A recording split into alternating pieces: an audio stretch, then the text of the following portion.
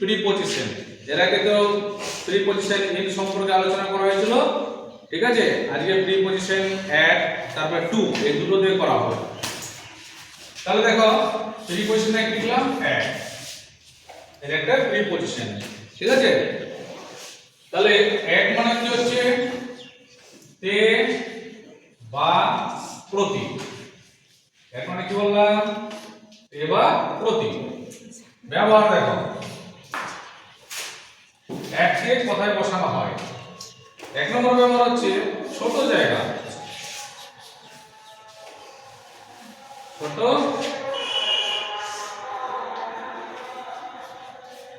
ছোট জায়গা বা গ্রামের আগে, গ্রামের আগে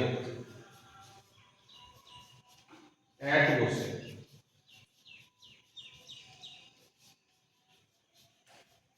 কি বললাম তাহলে ছোট জায়গা বা গ্রামের আগে কি বসে অ্যাট বসে।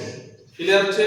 যেমন ধর নাও যে I live, L I V live at. এবার এখানে একটা আমি কি করব গ্রামের নাম দেব বা একটা জায়গার নাম দেব। তাহলে আই লিভ অ্যাট লিখলাম K H O S A L P U R, লিখলাম রে খোসালপুর। তাহলে আই লিভ অ্যাট খোসালপুর। তাহলে আমি কোথায় বাস করি?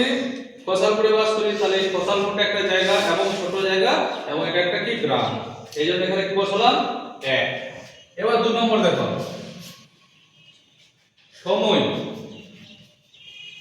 সময় বোঝালে অ্যাট বসে। সময় বোঝালে কি বসে অ্যাট বসে। যেমন এখানে আমি লিখলাম যে night, N I G S T night. Night মানে হচ্ছে রাত্রিবেলা। রাত্রিবেলাটাকে কি বলা হয় একটা সময় ধরা হয়। তা রাতের আগে যদি এখানে আমি কি বসিয়ে দেবো অ্যাট, তাহলে কি হয়ে গেল অ্যাট নাইট। এবার 3 নম্বর ব্যবহারে দেখো কি বলছে যে M P M, A M O P M এর আগে অ্যাট বসে।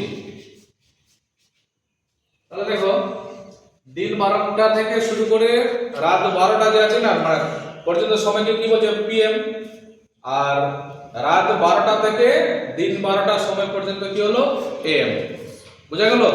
তাহলে দিন 12টা থেকে শুরু করে দিন 12টা থেকে শুরু করে রাত 12টা পর্যন্ত কি হয়ে যাচ্ছে সময়টা পিএম হয়ে যাচ্ছে, ঠিক আছে। তাহলে দেখো এখানে আমি লিখলাম 10 AM, 10 কি হলো AM, যেমন দিলাম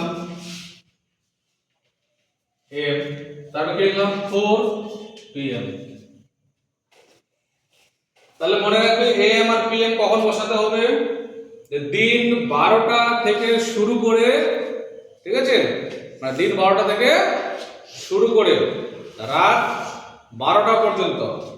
দিন 12টা থেকে শুরু করে কি হবে দিন 12টা থেকে শুরু করে রাত 12টা পর্যন্ত সময়টাকে কি বলা হবে? কি বলা হবে রে? বলো তো, কে বলতে পারবে? দিন 12টা থেকে শুরু করে, ঠিক আছে, কেউ পারছে না? পিএম হবে। পিএম হবে। যাই হোক, তাহলে এখানে কি হলো বলো তো, এ আমার পিএম এর আগে থেকে কি বসাবি? যখন তোর 12টা দিন আছে না, দিন 12টার পরে যখন সময়কে দেখানো হবে তখন বসাতে হবে পিএম। বুঝতে পারছিস? দিন 12টার পরে কি হয়ে যাবে পিএম। এবার দিন 12টার আগের সময়গুলো কি হবে তাহলে এএম হয়ে যাবে। তাহলে রাত 12টা থেকে দিন 12টা পর্যন্ত যে সময় সেটা কি হলো এম, ঠিক আছে। আর দিন 12টা থেকে শুরু করে রাত 12টা পর্যন্ত সময় হয়ে গেল কি পিএম। বুঝা গেল সবাই? এবার 4 নম্বর নিয়ম দেখো, দিক বোঝালে, দিক বোঝালে অ্যাট বসে। যেমন he threw, THREW, he threw the stone, stone মানে পাথর, at the dog, তাহলে সেই কুকুরটার দিকে পাথরটা ছুঁড়েছিল। তাহলে কটা লিখলাম? একের ব্যবহার লিখলাম কটা, নিয়ম কটা লিখলাম? 4টা। এই 4টা নিয়ম বোঝা গেল সবারই? হ্যাঁ স্যার। আবার একটু বলে দিই এএম পিএম এর ব্যাপারটা সুন্দর করে শুনে নাও। তাহলে দিন 12টা থেকে রাত 12টার সময় পর্যন্ত কি হবে? পিএম। আর দিন 12টা মানে রাত কটা মানে দিন 12টা থেকে কি হলো? দিন 12টা থেকে রাত 12টা পিএম, আর রাত 12টা থেকে দিন 12টা হয়ে যাবে এএম। এভাবে কিন্তু এএম পিএম কথাটা কিন্তু বসাতে হবে। বোঝাচ্ছে সবারই? এখন 10টার সময় কি হয়? স্কুল হয়। কটার সময় স্কুল হয় রে? তাহলে 10টার টাইমকে যদি আমি লিখি 10 এর পরে কি লিখবো? এএম না পিএম? এএম। কি লিখতে হবে? এএম লিখতে হবে। এবার যখন আমরা কি করি, স্কুল থেকে যখন বাড়ি আসি 4টার সময়, ধরে নাও 5টার সময়, ঠিক আছে, তখন ওই সময়টাকে আমরা কি লিখবো? এএম না পিএম? পিএম। পিএম লিখবো। বোঝা গেছে তাহলে? হ্যাঁ স্যার। ওকে।